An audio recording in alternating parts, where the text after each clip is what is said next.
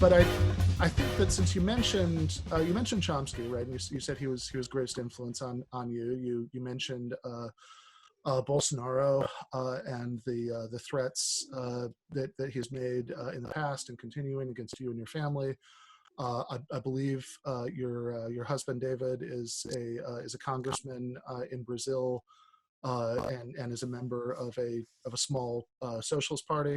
And all of this makes it kind of funny to me because an idea that I've seen a lot, especially in the last week since you left the Intercept, is Glenn Greenwald is moving to the right, and he's like becoming some sort of right winger, crypto right winger. Or I've seen people like compare you to Christopher Hitchens, as somebody who started out, on the left.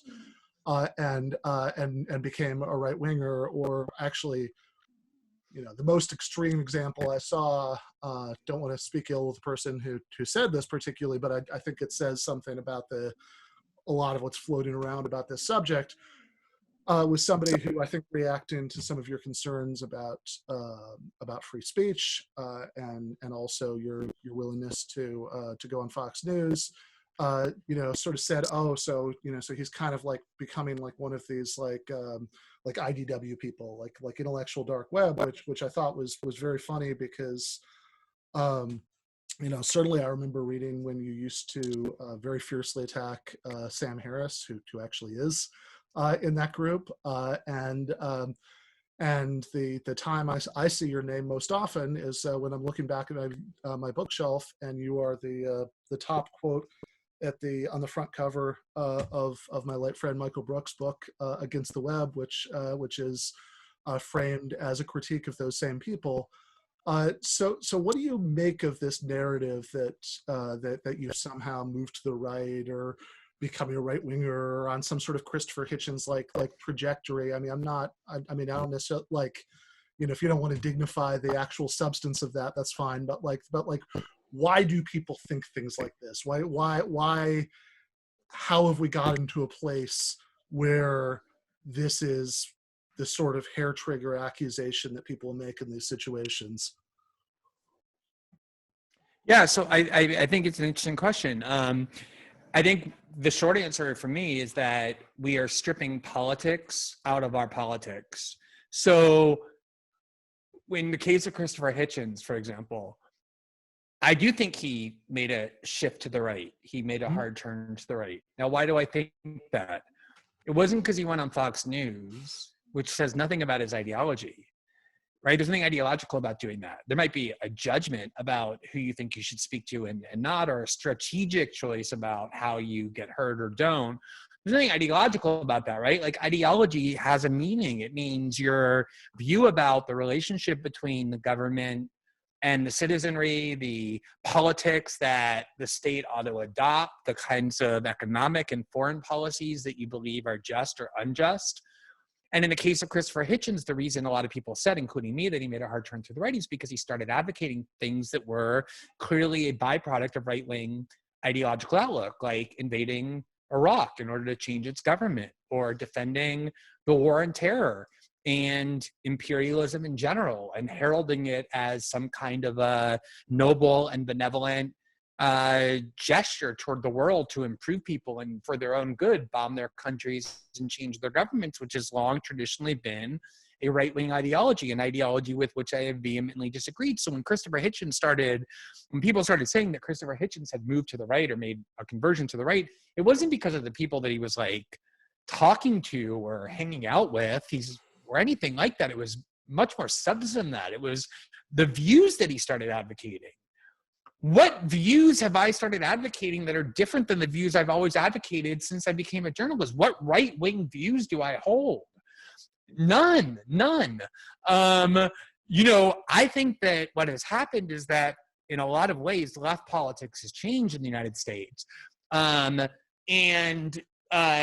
So, for example, I think that free speech, which always was a left-wing value, I mean, it came out of like Jewish leftism and like the kind of like left-wing Jewish politics that came from the end of World War I, the dissent over the involvement of the U.S. in World War I, the attempt to criminalize that with the Espionage Act, and then extending into the 50s and McCarthy repression.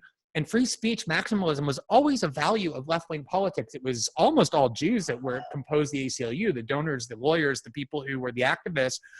And I mean, if you go back and look at who was marching in the 60s in favor of free speech in Berkeley and elsewhere, it was all leftists, and censorship was found on the right. I mean, that was what the moral majority wanted. It was what, you know, people tried to do with films and with records, and the left was indignant over that stuff. So when I advocate free speech, something I've always advocated, it may be that it now seems like a little bit of a right-wing ideology, but that's not because I changed. It's because the left has kind of morphed into a movement that has increasingly adopted authoritarian strains, which I disagree with. And I know you wrote a book on that and have talked about that as well. And Michael did a lot as well.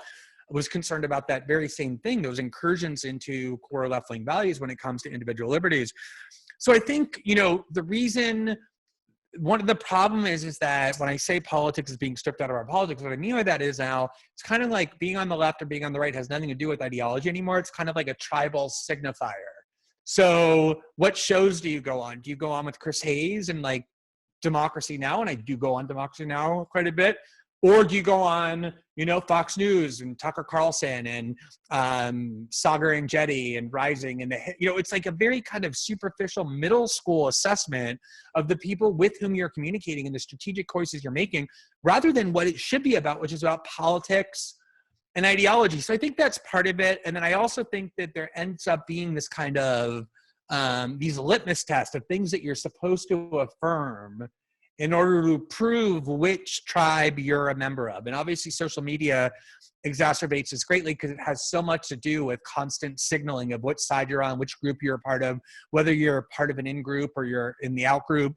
And so things like Trump is a fascist, Trump is a unique evil, all of those sorts of things are supposed to be left-wing values, even though I don't see any ideology in that either. That's just a question of how you view history. I think Bush and Cheney are at least as bad as anything Trump did, and probably worse, which you can argue with as a judgment, but it's not a right-wing judgment to say that George Bush and Dick Cheney committed more evil in the world than Donald Trump did. And then, you know, same thing, a lot of it had to do with Russiagate, where like affirming that Donald Trump colluded with the Kremlin, you know, was supposed to be something you were required to affirm in order to stay in good standing on the left. And to me, that was also never an ideological question. It was an evidentiary one. Do you see evidence to support the claims of the CIA and the intelligence community that happened? Journalistically, I just didn't.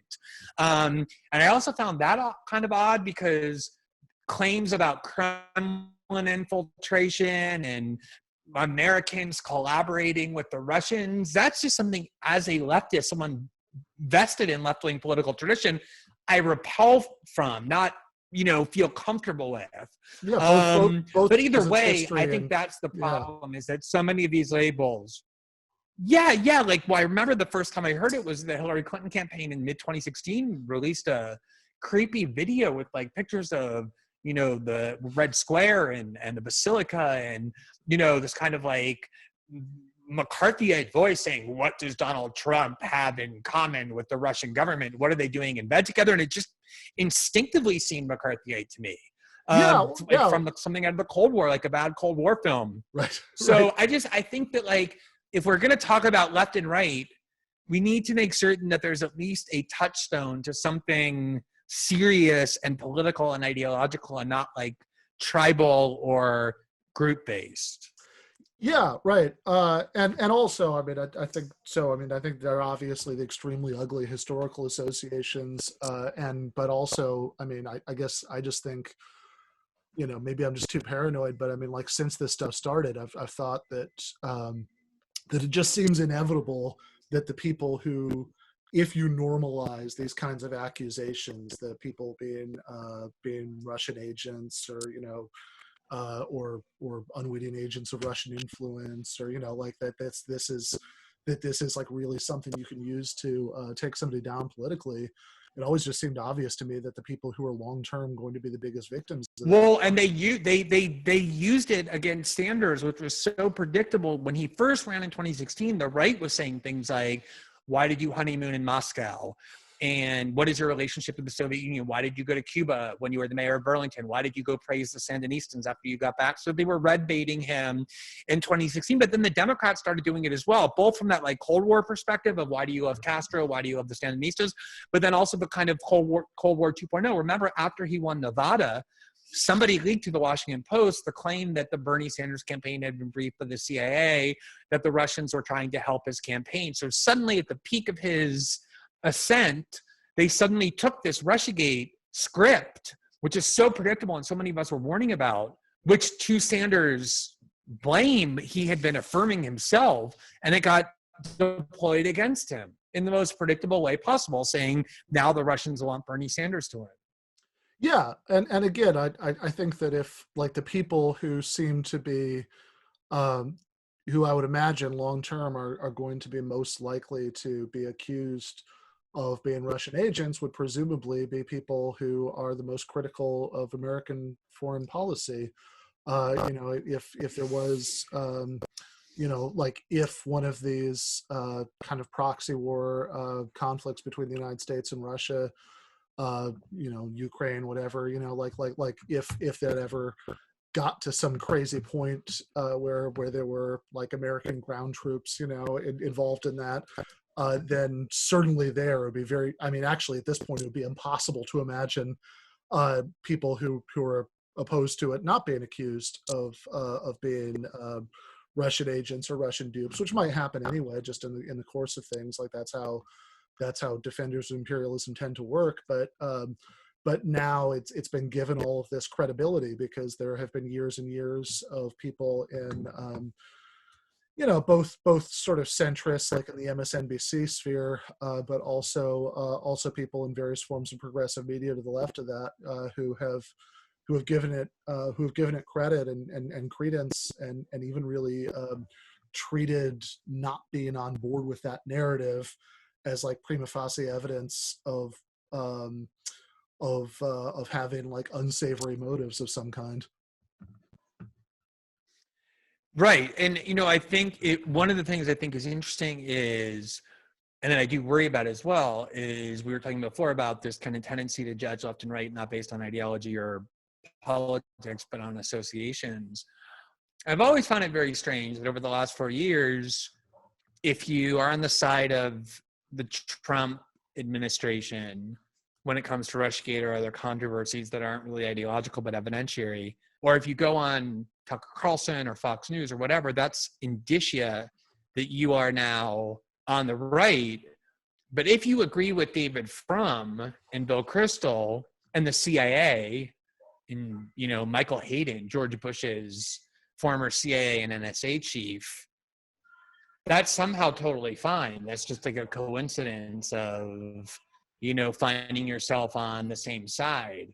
And I think there's been insufficient effort devoted to the question of why all those neocon scumbags and like Bush Cheney goons are so vehemently and desperately devoted to destroying the Trump presidency. You can say part of it is personal. They got displaced in their, kind of consultancy gigs by this outsider who didn't want to hire Steve Schmidt or Rick Wilson or whatever. You can say that, well, he just kind of stumbled into a questioning of Cold War NATO pieties or Israel or whatever.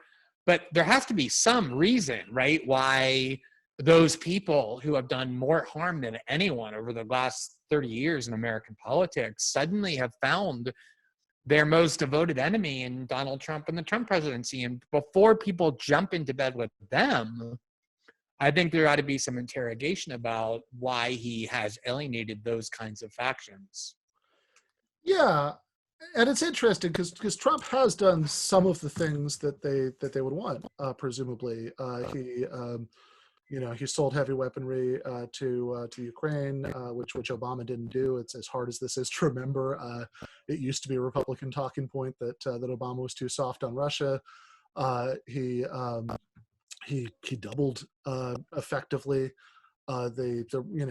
it depends on how you measure it, but he greatly increased the rate of drone strikes in Yemen. So he has done some of the things that they want. Yeah, he bombed the shit out of Iraq and Syria. He moved the embassy to Jerusalem. He was much more belligerent to Iran, things that neocons would love. You're absolutely right. So the question then remains, why do they hate Trump so much? And I think there's been and like the other problem, that I think has that relatedly is that now that neocons and Bush Cheney operatives are so embedded in the Democratic Party. I mean, I've seen this delusional claim that, the Democrats are just using them for their votes, and once the election's over, they're going to... No, that's true of the Democrats on the left. Right. The Democrats use the left for their votes, and once the election is over, there'll be no more union or coalition between Democrats and the left. Those other people are going to exercise a lot of influence in this new administration, in part because it's been a longstanding Democratic centrist establishment dream to be able to merge with these kinds of Republicans. And that's why today there was a potential cabinet list released by the Biden camp to Politico, I think it was. And there's a couple of Republicans being actively considered, including Meg Whitman for fucking commerce, right? But there's no corresponding leftist who's going to be the Secretary of Labor, notwithstanding your accurate, assessment that there'll be better appointees on the sub-cabinet level. So I think that's the other question is there's been not enough questioning about what are the long-term effects of this new coalition. Bush Cheney operatives, neocons, Silicon Valley, Wall Street, the large corporate media, and the Democratic Party. Yeah. And that's very disturbing. In the last few minutes that I have with you, since you alluded to this earlier, and I do want to drill into it just a little bit because I saw that you wrote something just today or yesterday for your Substack about it, which everybody should go subscribe to. You kind of alluded to this claim that the Trump that the Bush administration objectively committed worse crimes and had a worse effect on the world than the Trump administration, which again, as you say, the sort of partisan valence of how people hear that now is kind of funny because we're comparing two Republicans. But I guess maybe if you could speak to that just a little bit, right? So the obvious reason to think that that's true, or maybe the biggest piece of evidence that would be true, I would think, would be the starting the wars in Afghanistan and Iraq. Kind of punching that hole in the Middle East that's continued to lead to bloodshed and chaos ever since then. But what does the rest of the evidence for that claim look like? Yeah, and killing upwards of 1 million people in Iraq. Just so before the debate even starts, I just want to hear somebody who disputes this argument that Bush and Cheney. What I was really writing about was the idea that Trump is some singular, unprecedented evil, right? Never before seen, so that everyone who worked for the Trump administration should be permanently ostracized, but people who work for Bush and Cheney or even Obama should be welcomed in decent company, give them NBC shows like they have, like Nicole Wallace and Joe Scarborough, who was a big Bush Cheney supporter, and that's all fine. Nicole Wallace was the actual propagandist, the communications director of the Bush Cheney 2004 re-election campaign while the Iraq war was raging, and then served as the communication director of the Bush, and they love her. She's one of the most popular MSNBC hosts. And the whole litany of journalists who helped sell that war, just that war alone that killed upwards of 1 million people, that was justified based on lies, that was disseminated and laundered through the media, that, as you said, created huge instability in the Middle East, and as Tony Blair even admitted, gave rise to ISIS. Whatever metric you want to use to evaluate that and compare it in terms of harm done, lies deployed, instability engendered. What did Donald Trump do that's even in the same universe, morally or geostrategically, than that? How do you even begin to make the case? And then, you start adding the stuff on that I began writing about to denounce, the implementation of a worldwide torture regime and the legalization of torture through the Bush Justice Department, the execution of a global kidnapping policy called rendition, where people like Muslim clerics and the like were abducted off the streets of Milan and Hamburg and shipped to Egypt and Syria to be tortured on purpose, by the most despotic regimes to try and extract information from them. The creation of a due process-free prison in the middle of the Atlantic Ocean called Guantanamo, where 20 years later almost people still are imprisoned in cages without ever having been tried of crimes before. And then domestically, you look at things like Hurricane Katrina, which the liberal consensus held happened, or the aftermath did, because George Bush, in the words of Kanye West, doesn't care about Black people. And the constant lies that were told and the bigotry deployed with anti-gay referenda put on the ballot by Karl Rove to energize evangelical voters, and the slaughter of innocent Muslims all over the world. When you start piling up that body count and that, mountain of radical executive power theories, much of which was continued and even expanded by the Obama administration with drones and assassinations of American citizens and the like, to say nothing of the 2008 financial crisis that happened under Bush's watch, and then under Obama, the actions were taken to bail out Wall Street and let homeowners be foreclosed by the hundreds of thousands despite a fund that sat untouched to salvage their mortgages under Tim Geithner and Larry Summers, guru-like wisdom. What are we seeing in the Trump ledger that even equals that, let alone so wildly exceeds it, that we ought to regard Trump as this singular evil? I don't, whatever it is that you can count, you can point at, like kids in cages or the coronavirus, or like his racist rhetoric, and all of that finds comparable examples in the presidents that preceded him. And then there's a lot that preceded him that I don't think you find comparable examples of. And so I find this whole historical revisionism of saying that Trump is this fascist dictator, that he's a Nazi-like figure, that he's never before seen evil, to be very self-serving, because the people who propagated that are the same ones who demanded that this narrative be used to cleanse and provide absolution for all of their own crimes and all of their sins, as well as propagandizing a whole generation of people who just began paying attention to politics because of their age, because of fear of Trump, who now believe more than ever in the myth of American exceptionalism, that before Trump, presidents had always been noble and benevolent, that the rule of law was always abided by, that the FBI, the CIA, the NSA are trustworthy institutions. So much damage has been done by this narrative that I think and a lot of it has been propped up by liberals and even to some extent the left, not so much the left, but certainly liberals, that I think it's really worth dismantling, because it's not just, inaccurate in a very profound way, but also quite damaging. Yeah, and even when it comes to,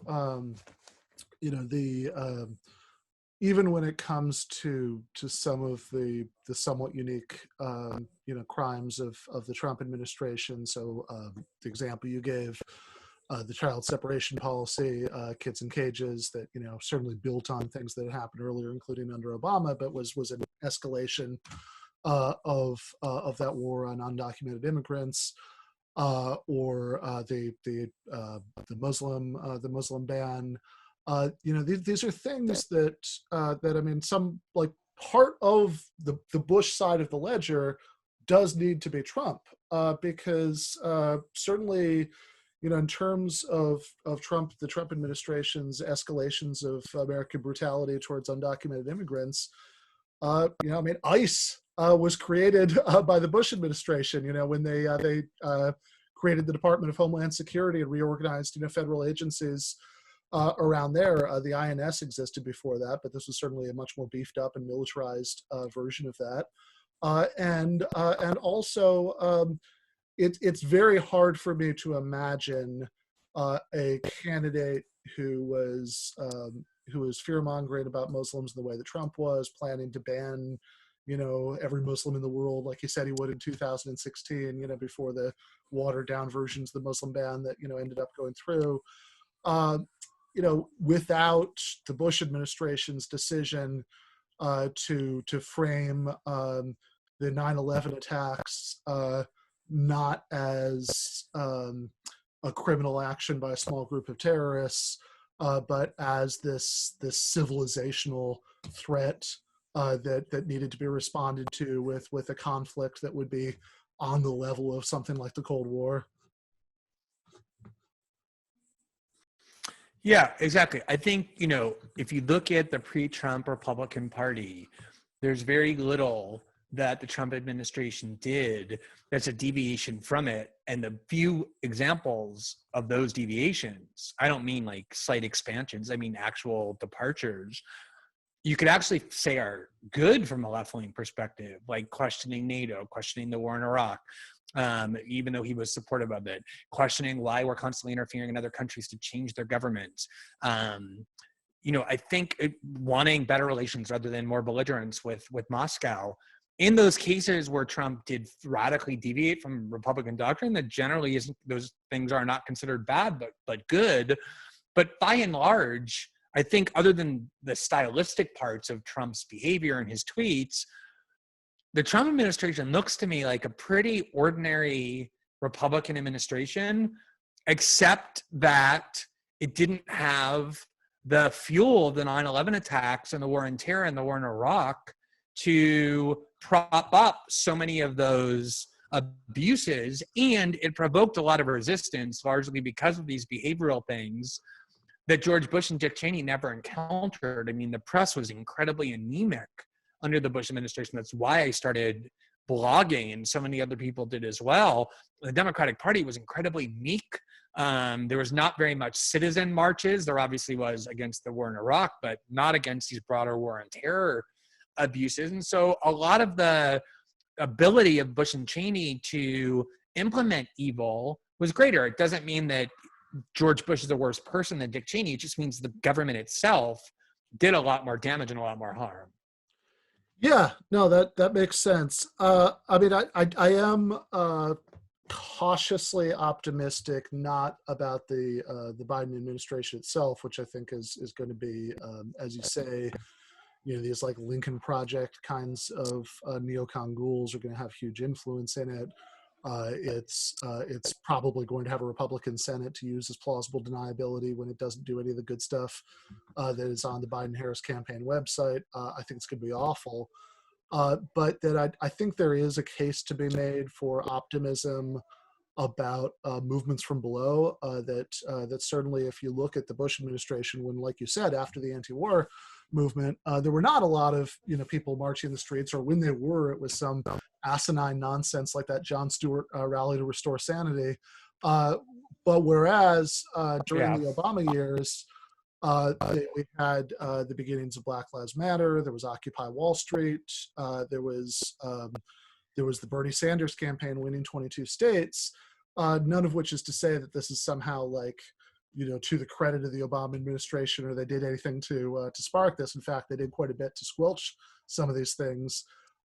But I guess the case for optimism looks to me like this, and maybe we can close on your reaction to this, that when there is a ostentatiously reactionary right-wing Republican in office, oppositional energy often ends up getting diverted to that person as an individual.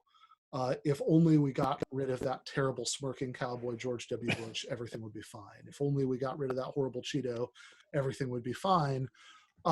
Whereas when you have some personally pleasant centrist Democrat like Barack Obama in office, and you still have the same dissatisfaction, for a lot of the same reasons, then it might be more likely to be channeled to somewhat more systemic issues like police violence with BLM, or like economic inequality with Occupy Wall Street, just because it's a little bit harder for people to tell themselves that, oh, the problem is all about this one individual and all problems will be solved by getting rid of him. Yeah, I am very interested, obviously, in what the post-Trump landscape looks like. I do base a lot of my expectations on what I witnessed personally and went through when I watched the very high levels of anti-war and pro-civil liberties and anti-corporatist fervor under George Bush and Dick Cheney all but disappear upon the inauguration of Barack Obama. Not entirely. There were some people who kept it up, but certainly a huge chunk of it was co-opted and annexed, and it's kind of morphed into Democratic Party cheerleading. And it might be that that was because Obama was such a singularly exciting figure who people, including me, believed was going to do a lot more good than he actually ended up doing. Whereas Biden doesn't really inspire that in anybody, really.